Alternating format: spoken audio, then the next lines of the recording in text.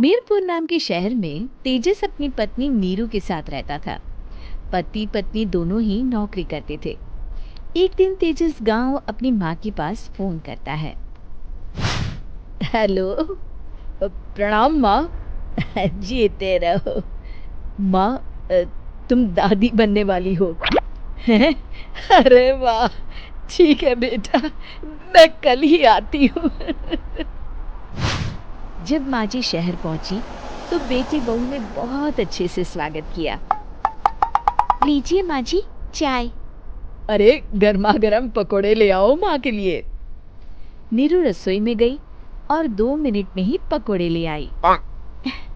जी, ये लीजिए।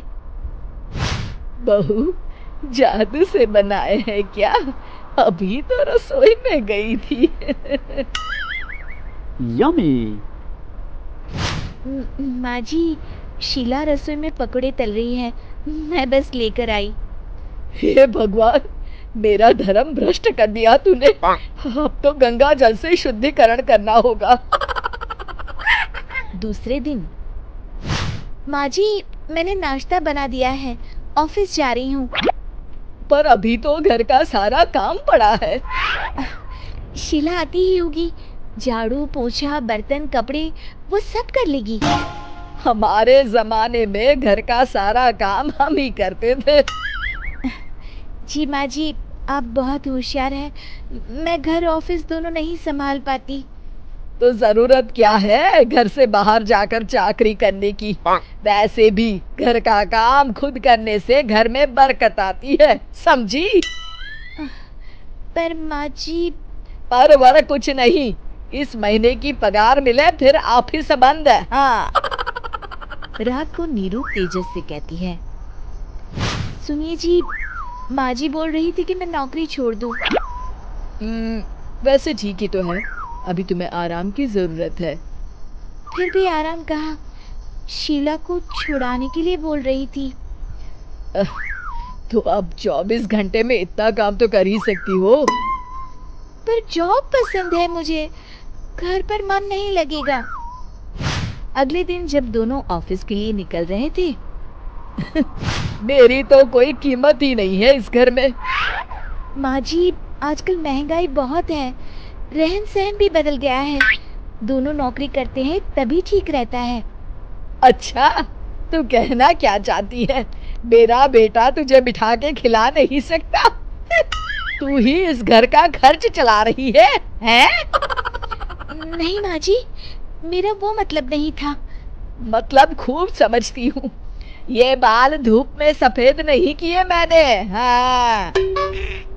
अब तो ये रोज का काम हो गया था। तेजस भी रोज की झिकझिक से परेशान हो गया था। एक दिन उसने कहा, नीरू, वैसे भी तुम्हें मैटरनिटी लीव मिलने वाली है, तो अभी से ही छुट्टी ले लो।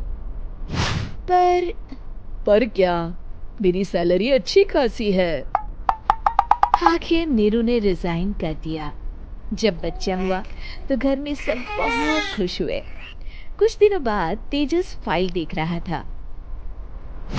क्या हुआ तेजस, कुछ परेशान लग रहे हो?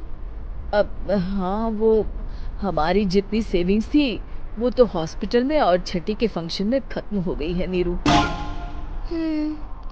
और अभी वैसे मंदी चल रही है तो मैं बोल रही थी कल मुन्ना को हेपेटाइटिस का टीका लगवाना है। नीरू, क्या पोस्टपोन नहीं कर सकते? नहीं जी, बिल्कुल नहीं। अब तेजस को समझ में आ रहा था कि उससे गलती हुई है। पैसों की कमी का असर घर के माहौल पर भी पड़ रहा था। अगले दिन, बेटा, मेरा चश्मा और ये दवाइयाँ ले आना, पर्चा देते हुए माँ जी ने कहा। जी। तेजस, मुन्ना के लिए दूध का डिब्बा और डायपर भी ले आना, और ये किराने के सामान की लिस्ट है, इसे भी लाना है। तेजस गुस्से में लिस्ट मरोड़कर फेंकता है और चिल्लाता है, पैसे क्या पेड़ पर उगते हैं? ये ले आना, वो ले आना। अरे, पर ये जरूरत का सामान ही है। वो गुस्से में बिना कुछ कहे ऑफिस चला गया। अरे अरे, लंच तो ले जाइए। नीरू दौड़कर डिब्बा पकड़ाती है एक दिन खाना खाने के बाद, नीरू, अब तो मुन्ना कुछ बड़ा हो गया, तो अब तुम वापस ज्वाइन कर लो ना जॉब। पर इस रिसेशन में जॉब मिलना बहुत मुश्किल है। ट्राई तो करो। फिर मुन्ना? माँ जी है ना, और एक फुल टाइम मेड भी लगा लेंगे। पर माँ जी, उन्हें तो पसंद नहीं।